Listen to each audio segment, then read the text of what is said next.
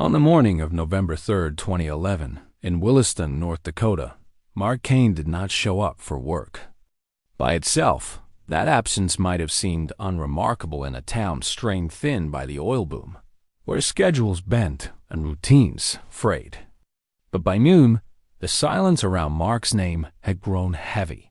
By nightfall, it had become something else entirely. 47-year-old Mark Kane, an electronics engineer for an oil drilling equipment company, had vanished without explanation from the outskirts of a town that never truly slept anymore. The house where he lived sat just beyond the louder edges of Williston, where temporary housing and idling trucks crowded the streets. His place was quieter, older, surrounded by open land that had not yet been carved up by development. That morning, the sky was low and pale, the kind of North Dakota gray that presses down rather than opens up. There were no signs of forced entry, no notes left behind. His truck remained parked. Inside, everything was where it was supposed to be, as if he had simply stepped out and planned to return within minutes. When the first calls went unanswered, concern moved quickly into fear. Mark was not a man who broke routine.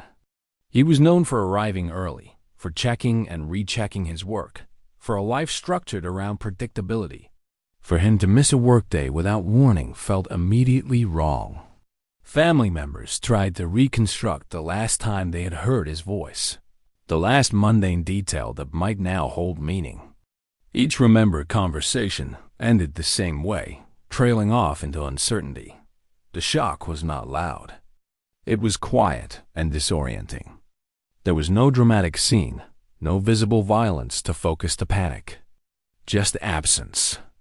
And in that absence, questions began to gather. Had he left willingly? Had something interrupted him mid-morning? Why would a man so rooted in habit disappear without a single trace of preparation? As the hours passed, subtle irregularities emerged. A neighbor recalled lights that should not have been on. Another remembered a vehicle slowing near the property days earlier, though no one could say for certain. None of it was enough to form answers. It was only enough to deepen the unease. The idea that something had gone unnoticed, something small but critical, began to settle into the narrative almost immediately. Williston in 2011 was a town under pressure. The oil boom had transformed it almost overnight, pulling in workers from across the country, overwhelming infrastructure, and altering the social fabric. Streets were crowded with unfamiliar faces. Motels were full. Temporary camps stretched into the surrounding plains. For longtime residents, there was a persistent sense that the town no longer fully belonged to them. In that environment, disappearance felt both unthinkable and disturbingly plausible. Mark Kane had lived on the margins of that chaos. He worked long hours, returned home, and kept largely to himself. He preferred solitude not as an escape, but as a way of maintaining control in a world that increasingly felt unsteady. His routines were simple. Coffee prepared the same way each morning. Tools organized with care. Evenings spent at home, surrounded by the quiet hum of electronics and the familiar structure of his space. He was not known for sharing his inner life easily, but those close to him understood his devotion to stability. He had built his life deliberately, brick by brick, avoiding unnecessary risk. He was dependable to the point of predictability. That was what made his disappearance so unsettling. It did not fit the man anyone knew. The house itself seemed to emphasize that contradiction. Nothing appeared disturbed. No drawers left open. No half-finished tasks abandoned in haste. The stillness inside felt preserved, as though time had paused the moment he left. The longer investigators and family members stood within those walls, the more that stillness began to feel accusatory, as if the space itself was asking why no one had noticed anything sooner. Within days, the realization settled in that there would be no quick resolution. Searches expanded across fields and service roads. Flyers went up. Tips trickled in, each one carrying hope before dissolving into uncertainty. Every possibility felt equally thin. And quietly, almost imperceptibly, the case began to drift toward a familiar and dreaded category: unresolved. Years later, this disappearance would be spoken of in the past tense as something that belonged to another time. But even then, it would refuse to stay there. Decades would pass, and the questions would remain suspended, unanswered, waiting. And then, long after most people assumed the trail had gone cold, something would change. For those who want to stay with this story as it unfolds, to follow each detail as it surfaces, it matters to subscribe now. Before the silence deepens further, Mark Cain was not defined by drama. He was defined by consistency. A man who kept to the edges, who believed that a quiet life was a safe one. He maintained relationships carefully, valuing reliability over intensity. He was thoughtful, reserved, and deeply private, carrying his worries inward rather than outward. If there were fears he did not voice, they stayed with him alone. On that November morning, the town moved as it always did. Trucks rolled past. Wind cut across the plains. Somewhere, a house stood waiting for a man who did not come back. And in that waiting, a story began that would stretch far beyond that single gray day, into years of silence, memory, and unanswered absence. In the days before his disappearance, Mark Cain's life was measured, almost painfully so. Each morning began with the same sequence: coffee brewed just past medium, toast cut precisely, and a careful review of the day's schedule. Evenings were quieter, spent checking emails, reviewing equipment schematics, or reading under the soft hum of a single lamp. His work was meticulous, a reflection of his mind, ordered, deliberate, precise. The oil boom had brought chaos to Williston, but inside Mark's home, the world remained structured, controlled. Predictable Dodd, he had few close friends, but the relationships he did maintain were deep and steady. A neighbor recalled that Mark would lend tools without a second thought, always remembering birthdays, always replying to notes or phone calls with a thoughtfulness that suggested he carried others' needs as lightly as his own. Within his family, he was the quiet anchor, steady, reliable, never leaving questions unanswered unless they involved himself. His brother often mentioned Mark's tendency to listen without interrupting, as if absorbing the troubles of others would somehow shield them from life's unpredictable chaos. Yet beneath the surface of control, there were moments of private struggle. Those closest to him knew he wrestled with anxieties he never shared openly. The pressures of his job sometimes weighed on him more heavily than anyone realized. He had nightmares about accidents in the field, the kind of scenarios engineers quietly imagined but rarely spoke of. And while he rarely let these fears infiltrate his relationships, they lingered in small ways: a hesitation before locking the door at night, a glance over his shoulder when leaving work, the way he would triple-check equipment lists even after long hours. Mark's routines offered a sense of comfort, but they also underscored his isolation. Meals were often eaten alone, television left on for background noise more than entertainment, and weekends spent quietly at home, repairing small electronics or reading technical manuals. Even in his solitude, however, there was a rhythm, a deliberate insistence on order. To the outside observer, it might have seemed uneventful.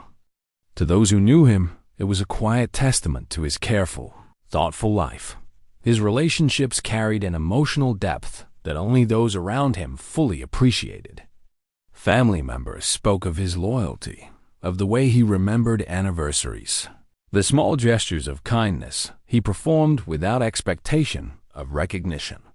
For Mark, these connections were anchors in an otherwise controlled existence. Even fleeting moments, a neighbor stopping to chat, a coworker asking for advice, were met with full attention, the kind of undistracted presence that often went unnoticed in a world rushing past him. the private corners of his life. However, hinted at dreams quietly deferred. He had long considered moving closer to his work, finding a home in the city's growing oil corridors, but he never made the leap.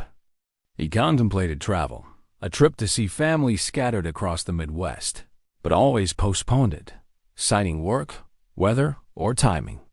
Those plans, the small wishes he harbored, now stand as ghostly echoes of what might have been.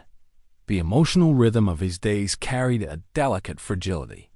Small frustrations could weigh disproportionately, and minor disappointments left quiet traces in his behavior. Friends and family recalled evenings when he would sit in thought, eyes distant, as if trying to solve problems no one else could see. Yet, for every trace of anxiety, there was the steady counterweight of care. He maintained his home meticulously, greeted people with courtesy, and consistently returned calls or visits. Mark's internal world was one of observation and reflection. He noticed the subtle changes in the sky over Williston, the way the wind cut across the open plains, the hum of machinery that threaded through the town during the boom. These details, insignificant to most, grounded him in a life that often felt out of his control. He recorded them in his mind, silently cataloging a world that was otherwise loud, chaotic, and rapidly changing. Despite his caution, there were moments of quiet hope.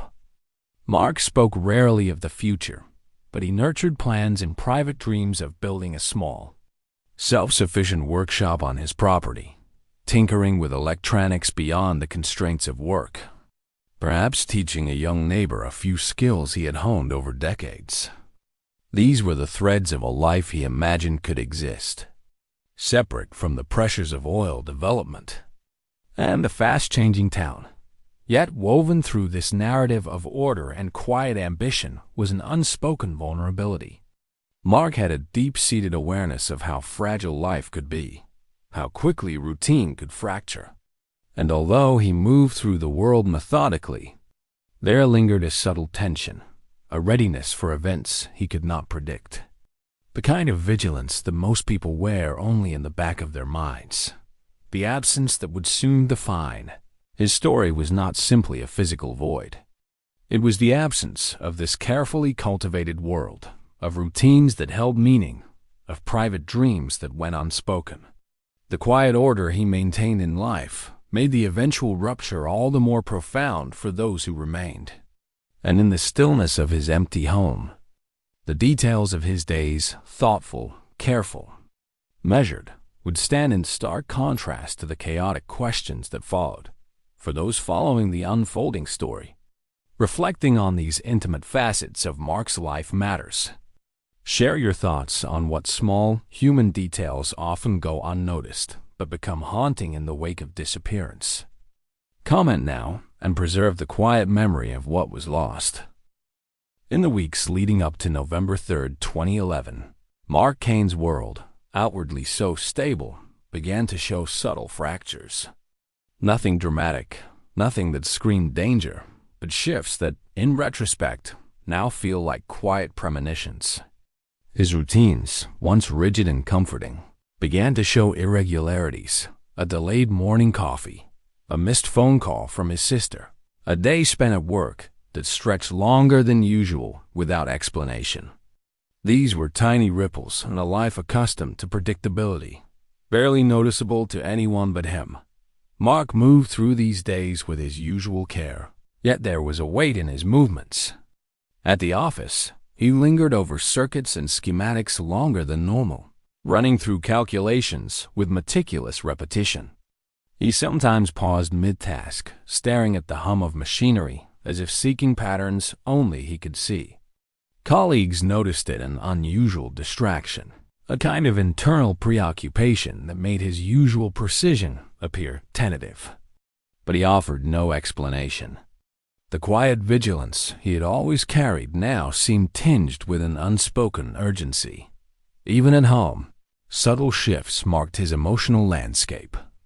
He rearranged tools on the workbench, checked locks multiple times, and lingered by the window watching shadows stretch across the prairie. In his solitude, He appeared more introspective, a man considering possibilities or perhaps weighing threats he did not voice.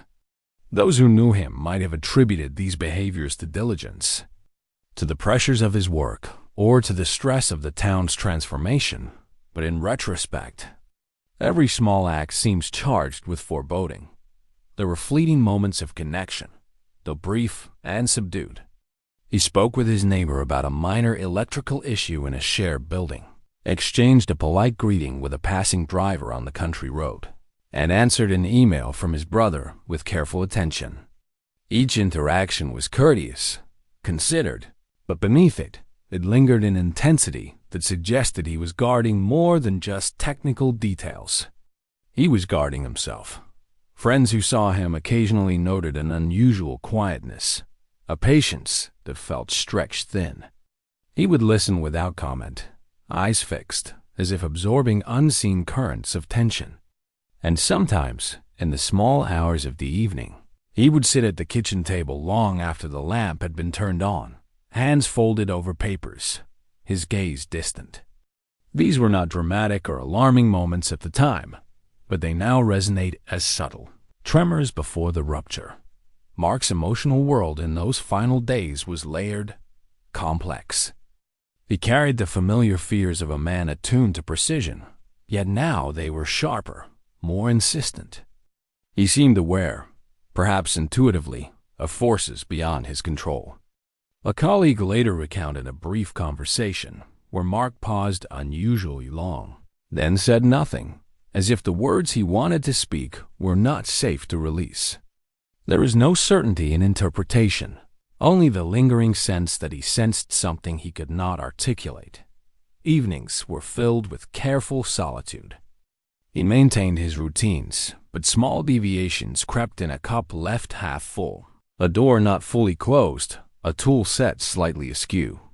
These minor disturbances are the sort of details that gain weight over time, the kind that seem trivial until absence magnifies them into signs of something larger.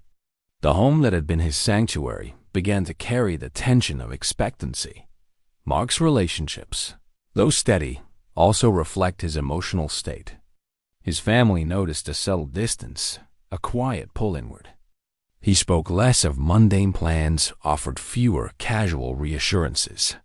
Friends reported feeling a guardedness, a mindfulness in conversation that was unusual, even for him.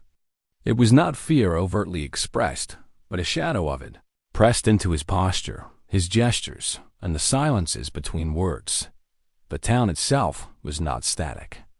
Williston's rapid transformation added an almost imperceptible pressure, as if the environment itself conspired to heighten unease. The roar of trucks, the flicker of temporary lights, and the constant churn of construction work became a backdrop to Mark's careful movements. In this setting, his habitual order offered stability, but it also made him more aware of every anomaly. Every subtle shift in sound or light, every moment of unpredictability. The last days of his life, though not dramatic, were charged with tension beneath the ordinary. Small behavioral cues, delays, pauses, attentiveness to minutia build a narrative of quiet foreboding. The emotional texture is not one of fear as we usually imagine it, but of heightened awareness. A sensitivity to the possibility that things could unravel. And then, on the morning of his disappearance, those quiet patterns broke entirely. The routines that had once offered comfort and control dissolved into absence, leaving only the echo of habits, memories, and unspoken anxieties. The world that Mark had managed with care now lay fractured for those who remained, open to questions that would linger for years. For those watching this story unfold, take a moment to acknowledge how subtle shifts, moments of quiet, small deviations from routine can reveal emotional truths that are otherwise hidden. If a particular detail strikes you, a reflection, a memory, or an insight, leave it in the comments to honor the depth of human experience before it disappears.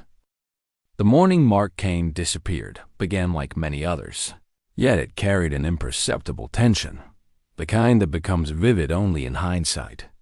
The wind swept across the open plains, stirring the dry grass outside his house.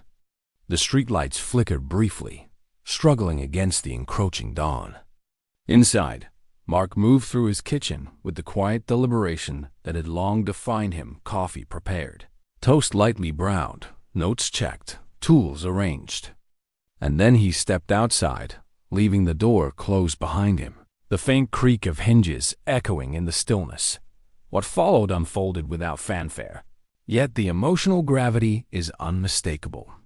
His absence was first noted at work, when colleagues noticed the uncharacteristic silence, the missing figure in a room otherwise alive with conversation. There was no sign of him on his usual routes, no call, no message, no indication that he had simply chosen to be elsewhere. The quiet panic that grew from that moment was not loud, but it spread slow, almost imperceptible. Like the darkening sky over the plains dot inside the home he left behind, the emptiness was deafening. Coffee cups sat at the table, untouched. A chair remained angled toward a corner where Mark would often sit to review work notes. Small objects, reminders of a life lived deliberately, stood frozen in place. It was the kind of stillness that feels accusatory, as if the walls themselves demand an answer that cannot be given. And within that quiet, his absence became a presence, a stark reminder that a life had vanished without explanation. The emotional experience of those who found the house that morning is difficult to convey in words. Family members felt the immediate swell of confusion, fear, and helplessness. His mother later recounted the way her hand shook as she touched objects he had touched only hours before. The sensation that every item carried a memory now tinged with dread. His brother described a hollow sense of disbelief, the uncanny feeling that he was searching for someone who might not exist anymore in the space he once occupied. There were small, inexplicable details that deepened the unease. A neighbor mentioned hearing a distant vehicle engine that morning, a low rumble that didn't match the usual traffic. Another remembered seeing a shadow near the property, fleeting and undefined. None of these observations could be verified. None provided clarity, yet each contributed to the sense that something had interrupted the familiar order of Mark's world. These anomalies, subtle and irregular, became anchors for speculation, yet offered no concrete answers. Mark's internal state in these final moments remains unknowable. A ghost preserved only in memory and inference. He was a man accustomed to structure, attentive to detail, and cautious by nature. The abrupt collapse of that structure, the disappearance that followed, suggests a sudden rupture, an event or decision that cut through his carefully maintained routines. Whatever fear, confusion, or urgency he experienced, it unfolded in isolation, unseen and unheard. The dissonance between Mark's methodical life and the sudden chaos of disappearance casts a long shadow. Those who knew him grappled with the incomprehensibility of a man so disciplined vanishing without a trace. The town itself seemed to respond with a muted dread. Streets that were once merely busy became haunted by speculation. The ordinary noises of the oil boom, the drone of machinery, the clang of steel took on a sharper edge. A reminder that the world continued even as one life had been suspended, unresolved. The collapse of normalcy also manifested in the social sphere. Colleagues questioned whether deadlines had pressured him into leaving, whether arguments had prompted him to escape, yet nothing aligned with his character. Family members recounted no disputes, no unusual behavior that could have foreshadowed this event. Friends noted that he had seemed reflective, even wary, but never desperate. The inconsistency between his predictable life and this disappearance became a source of profound emotional dislocation as hours turned into days. The silence surrounding Mark's fate deepened. Calls went unanswered, searches returned nothing, and the ordinary routines of his existence became absent without replacement. It was as if a hole had opened in the fabric of a carefully ordered life, one that neither time nor effort could immediately mend. This absence was not simply physical, it reverberated emotionally, leaving those who loved him suspended in a state of unresolved grief.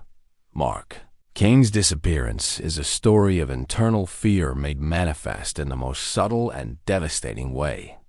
There were no screams, no confrontation, no visible struggle. Yet the psychological collapse of his world, mirrored in the quiet shock of those left behind, resonates with a dread that is intimate, almost tangible. His disappearance speaks not to spectacle, but to the fragility of order, the suddenness with which life can fracture, and the human need to find meaning where there is none. Outside, the plains remained unchanged. The wind cut across the land. The creak of old trees punctuated the stillness. And in the spaces where Mark Kane had moved, lived, and breathed, only absence lingered, thick and unanswerable, waiting for the questions that would persist for years. The search for Mark Kane began in earnest almost immediately, yet even the most determined efforts were met with silence. Family members, desperate to reconstruct his last known movements, combed the streets and fields surrounding his home. Neighbors joined, scanning ditches and service roads, calling out his name into the raw, cold November wind. There was no trace, no footprints in the dust, no sign of struggle, no discarded possessions that might hint at direction or motive. The emptiness itself seemed to respond, as if the landscape understood the fragility of human expectation. Investigators arrived with methodical precision, cataloging the scene, interviewing anyone who had encountered Mark in the hours before his disappearance, and reviewing records from work, bank transactions, and local traffic cameras. They found a man absent from his routine, yet present in all the evidence of his life: coffee cups, neatly arranged tools, carefully filed documents. The ordinary became ominous. The meticulousness of his home, untouched, unbroken, highlighted the stark incongruence of his disappearance. The family's emotional world began to unravel. His mother, normally composed, spent nights wandering through the empty rooms, speaking softly to objects that held him only in memory. His brother took to retracing his steps, checking offices, work sites, and the sparse local roads, each journey amplifying the unanswerable questions. Confusion and fear became companions, lingering in every phone call, every conversation with friends and coworkers. Grief, though premature, wrapped itself around the edges of their lives, nodding thought to thought, action to action. The town of Williston, too, responded to the absence.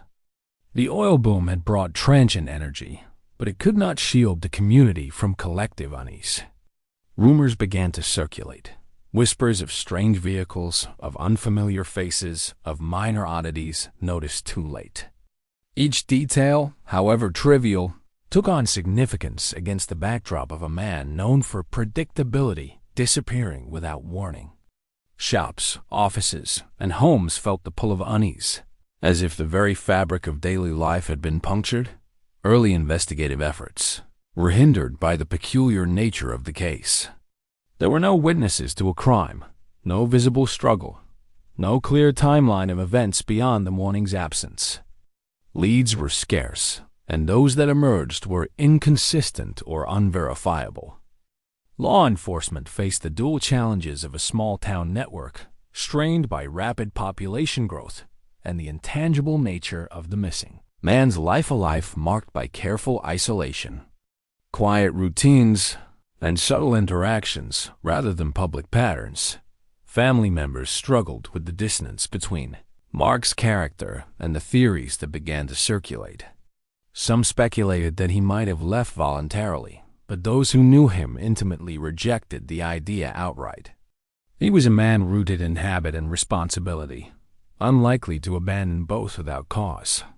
The suggestion that he might have simply vanished was almost impossible to reconcile with the person he had been for decades, a man of predictability, thoughtfulness, and quiet devotion. The town itself seemed caught between movement and stasis. Life continued amid oil rigs, trucks, and construction, Yet beneath the surface was a collective anxiety, an unspoken recognition that the ordinary might fracture without warning. Each passing day without answers deepened this tension, embedding Mark Kane's absence into the very geography of the town.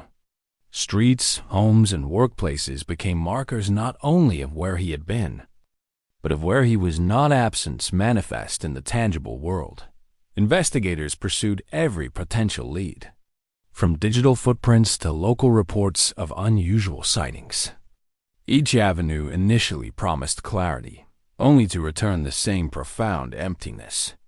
Notes of activity, recalled conversations, and minor irregularities, lights left on, vehicles parked in odd configurations. Fleeting glimpses of strangers provided threads of intrigue, yet none connected conclusively to Mark's fate. This pattern, familiar in the earliest stages of missing person investigations, compounded the emotional toll on those closest to him, leaving them suspended in uncertainty. As the search continued, the psychological weight of unresolved questions became evident. Friends and family oscillated between hope and despair, attempting to maintain normalcy while internally navigating the void left by his absence. The act of living alongside missing pieces of a person's life creates an emotional limbo, one that stretches daily existence into an endurance of anticipation, anxiety, and fragile optimism. By the end of those early weeks, the realization had taken root. The case was not simply a matter of immediate investigation.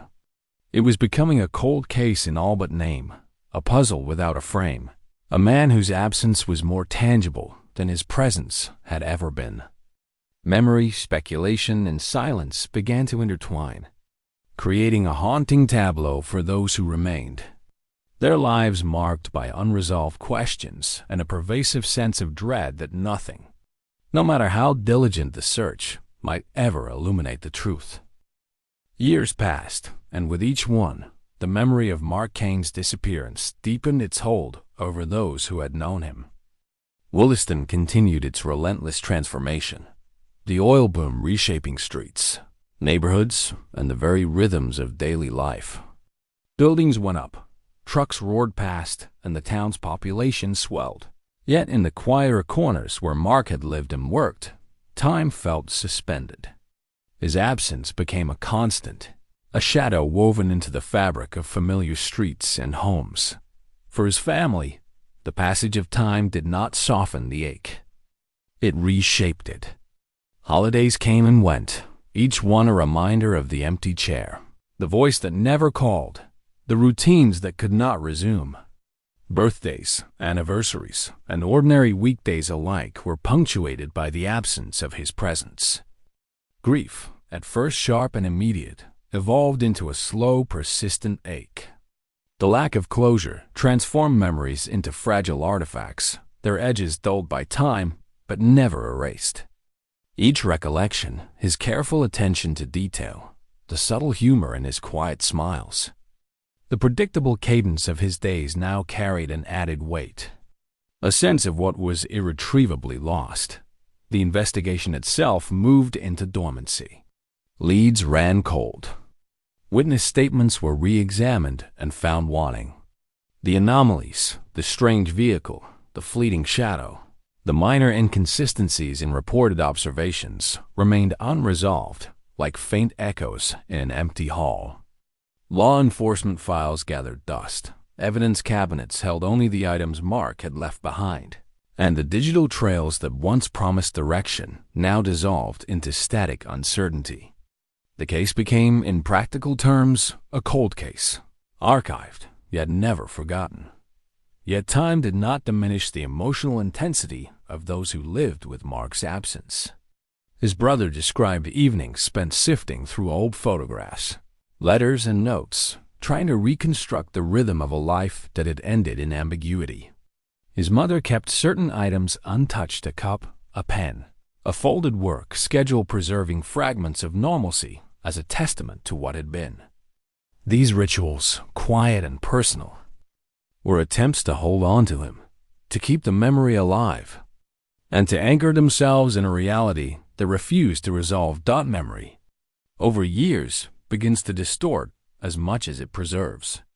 Friends recall conversations differently, emphasizing moments of care, of humor, of unspoken concern. Others remember details that might not have existed exactly as they recalled, yet their recollections became truths in the absence of contrary evidence. The slow drift of time created both fragility and resilience. The family clung to the narrative they could piece together. Yet each new year emphasized the gaps, the silences, and the spaces Mark had once occupied. The community of Williston, too, absorbed this quiet tension. The town grew louder, faster, and more transient. But those who remembered the early days of the boom recalled Mark's disappearance as a fissure in their shared memory. Casual conversations occasionally returned to it, a reminder that amidst progress, absence had left a persistent mark. For some, his story became cautionary.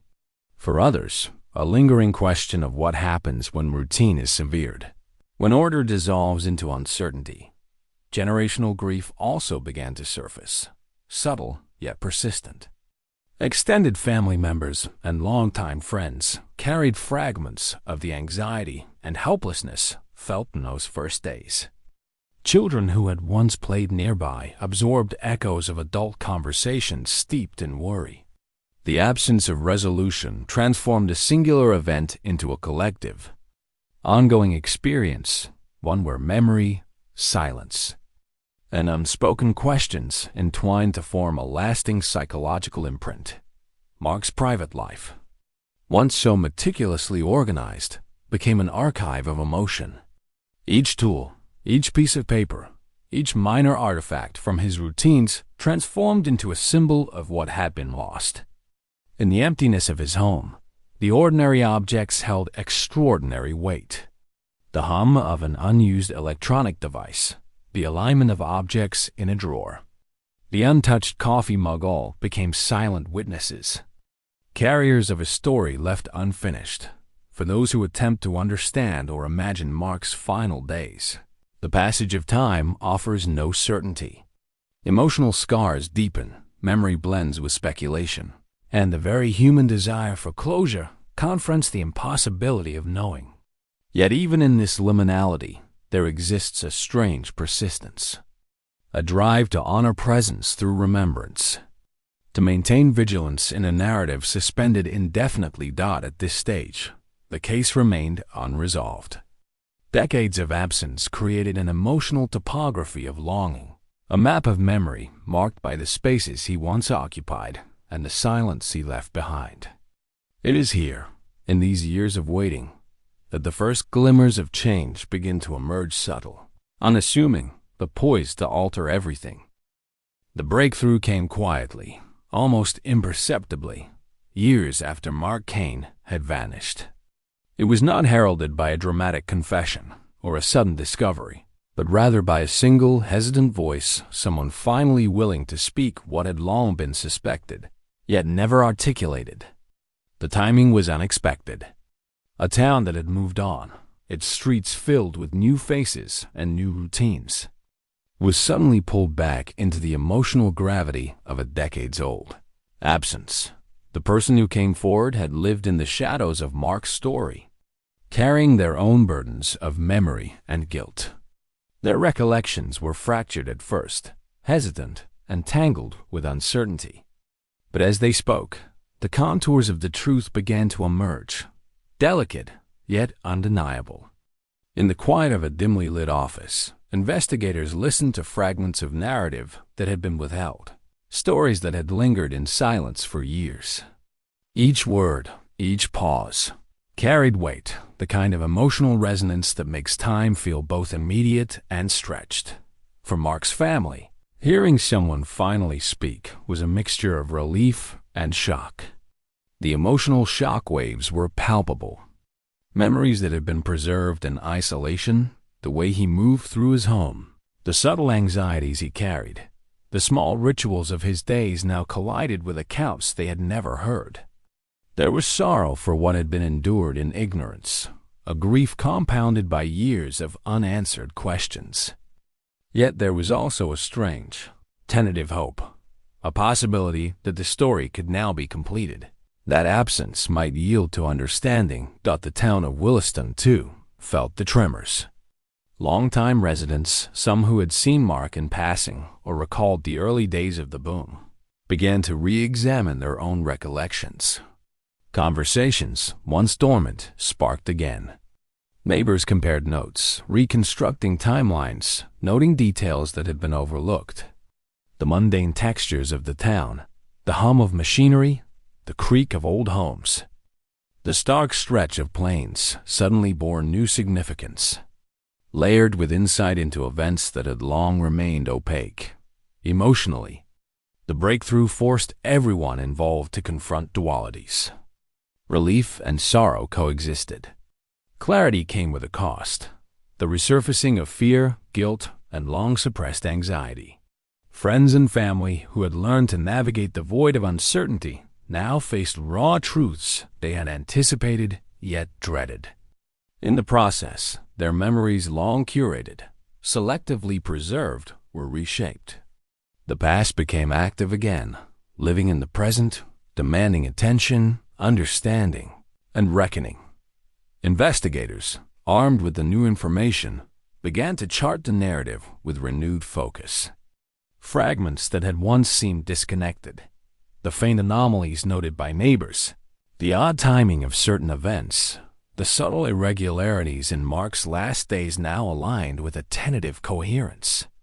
Each detail, once peripheral, now bore significance, revealing the contours of a story that had been obscured by silence.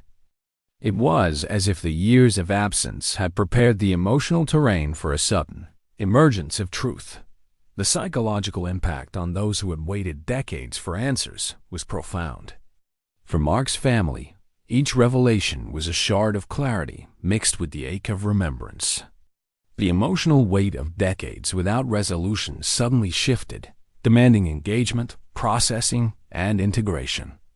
The small details of Mark's habits, his private routines, the objects left in his home, all now intersected with the narratives being spoken aloud, creating a tapestry of grief, memory, and comprehension. Even as the breakthrough unfolded, questions remained. There were gaps, omissions, uncertainties that could not be fully reconciled.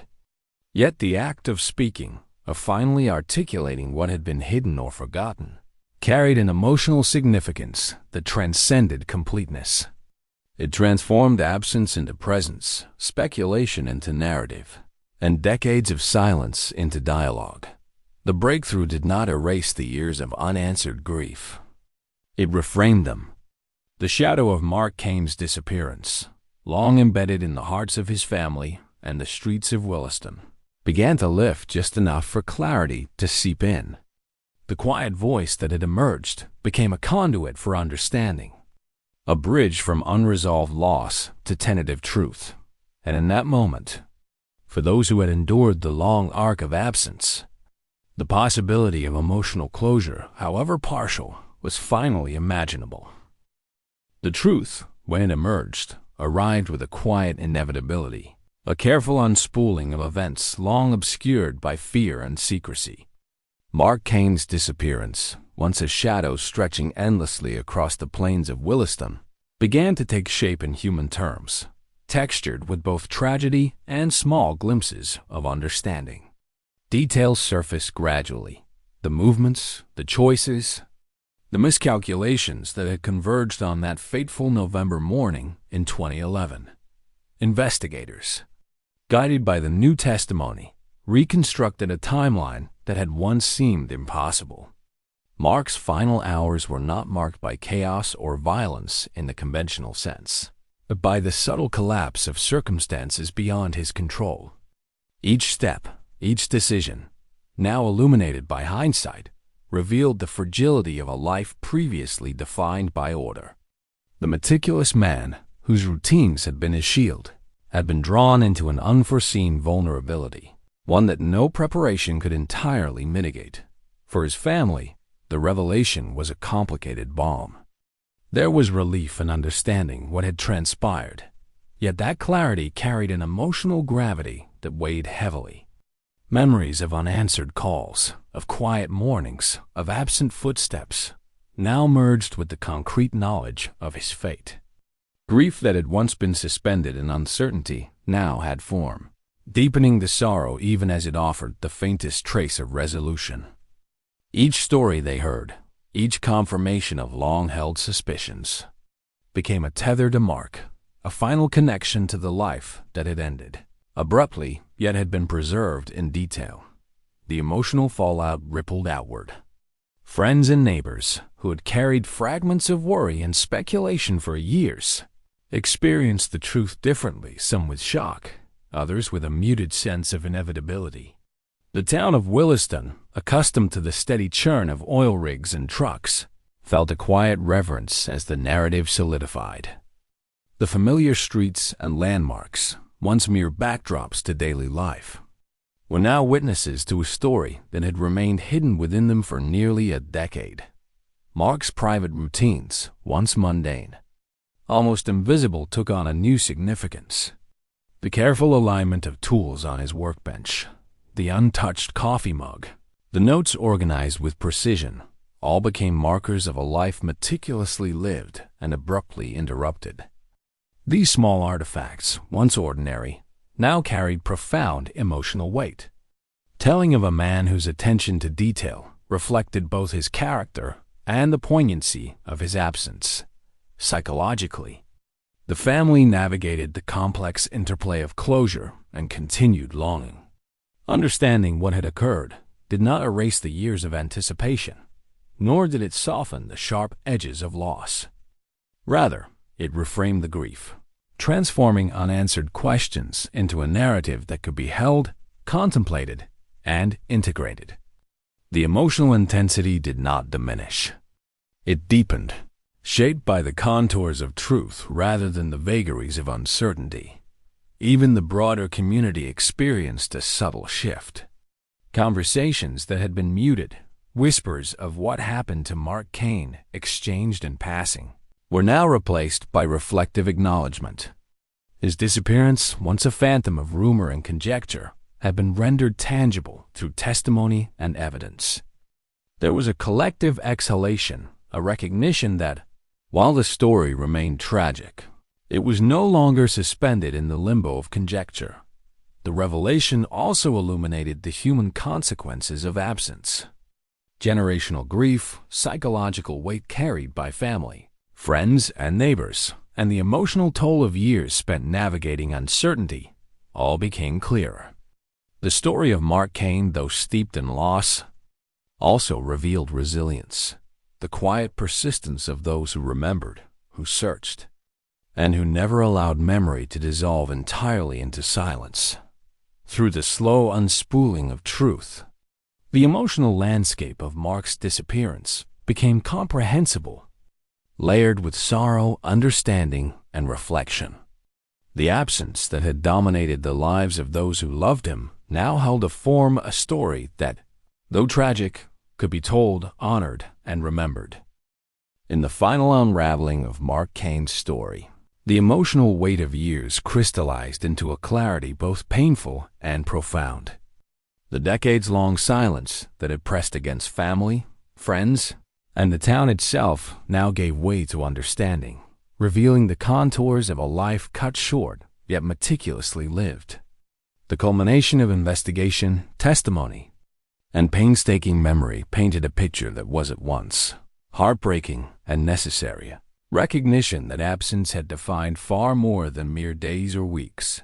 Mark's final movements, reconstructed through witness accounts and corroborated by evidence, showed a man acting with the same deliberation that had characterized his entire life. Each choice, each step, reflected a careful, methodical approach. Yet circumstances beyond his control had introduced a fragility that no foresight could have mitigated. The meticulous planning and steadfast routine that once seemed protective were rendered powerless against the convergence of external events and subtle misjudgments. The tension between his inner order and the chaos of the world beyond it now seemed tragically inevitable. For those who had loved him, the revelation brought a storm of emotion. Relief mingled with grief, understanding deepened sorrow, and clarity did little to soothe the void left in daily life. His mother, revisiting familiar rooms, could now place each object, each arrangement, in context, seeing not just absence, but the echoes of presence that had persisted through years of unanswered questions. His brother, long haunted by the uncertainty of Mark's fate, could finally reconcile memory with reality. Though the pain of loss remained as vivid as ever, the town of Williston, too, felt the weight of this culmination. Streets, homes, and workplaces bore silent witness to a life that had passed through them with precision and quiet care. Residents who had noticed anomalies or fleeting shadows in the early days of Disappearance now understood how those fragments fit into a larger, tragic puzzle. The ordinary backdrop of trucks, oil rigs, and construction sites had always carried subtle tension. Now it held the mark of a story fully realized, a narrative that demanded remembrance. Mark's personal habits, so ordinary, yet so telling, resonated with emotional intensity in this final context. The careful arrangement of tools, the organized notes, the untouched cups and objects became more than artifacts. They were witnesses, fragments of a life measured in discipline and attention, abruptly intersected by forces beyond his control. In every minor detail lay a testimony to character, resilience, and the quiet dignity of a man devoted to the order of his own world. Psychologically, the family navigated the last stages of grief, complicated by understanding. Years of suspended mourning were now reframed through the prism of knowledge. The mental and emotional scaffolding built to cope with uncertainty could now shift toward reflection and remembrance. Their grief remained raw, yet it was grounded in narrative, a story that could be told, revisited, and honored without the endless oscillation between hope and despair. The breakthrough, revelation, and final unraveling of Mark Kane's Disappearance illuminate broader truths about human experience. Absence carries weight not merely because of what is missing, but because of the relationships, routines, and memories it interrupts. Memory, over time, becomes both a balm and a burden, preserving presence while amplifying loss. In Mark's story, each small detail, each quiet routine, each moment of unnoticed terror gains significance when measured against the backdrop of disappearance. Ultimately, the emotional peak of this story is found not in sensationalism or spectacle, but in the resonance of what was lived, lost, and remembered.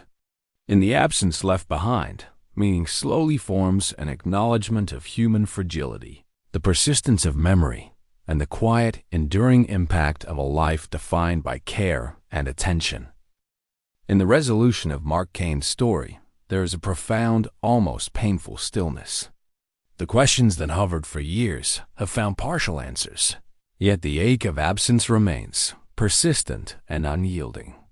What emerged from the breakthrough and revelation is not simply the story of disappearance, but the layered human consequences of a life interrupted, an emotional landscape, shaped as much by silence as by knowledge. Mark's life, in its methodical precision, now appears in full relief against the backdrop of absence. His routines, once ordinary, now carry a weight of significance. The careful arrangement of tools on his workbench, the untouched coffee mug at the kitchen table, the notes and schedules meticulously filed away. Each object tells a story of devotion to order, of attention to detail, and of the quiet dignity that marked his existence. In their stillness, they bear witness not only to what he did, but to who he was.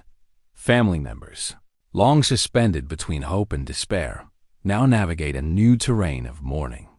There is grief, sharpened by clarity, yet tempered by understanding.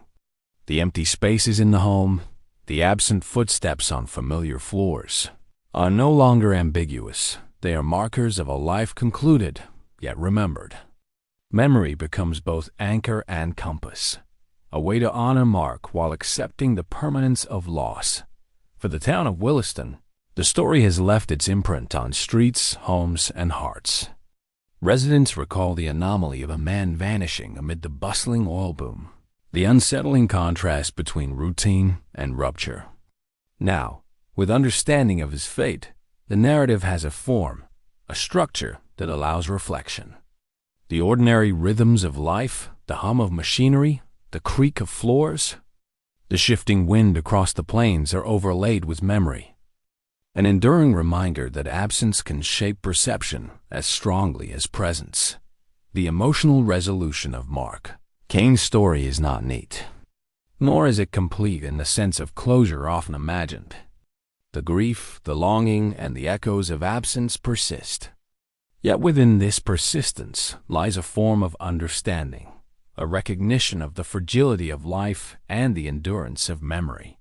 His story, once suspended in unanswered questions, now carries lessons in resilience, attentiveness, and the quiet dignity of lived experience. Mark Kane's disappearance and the years that followed illustrate the intersection of ordinary life and extraordinary absence. It is a story that demands attention not for dramatic spectacle, but for the human truths it reveals, the weight of routine, the intimacy of private habits, the deep and enduring impact of memory, and the emotional resonance of a life interrupted. In every empty cup, in every neatly arranged tool, in every recalled word and gesture, he persists not physically, but in the textures of remembrance and the quiet power of what endures when a life is gone. For those who followed his story, the journey does not end here. There are other narratives, other lives intersected by mystery, absence, and memory, waiting to be explored. Selecting another story allows us to continue honoring lives disrupted, to witness grief and resilience, and to confront the persistent weight of human fragility.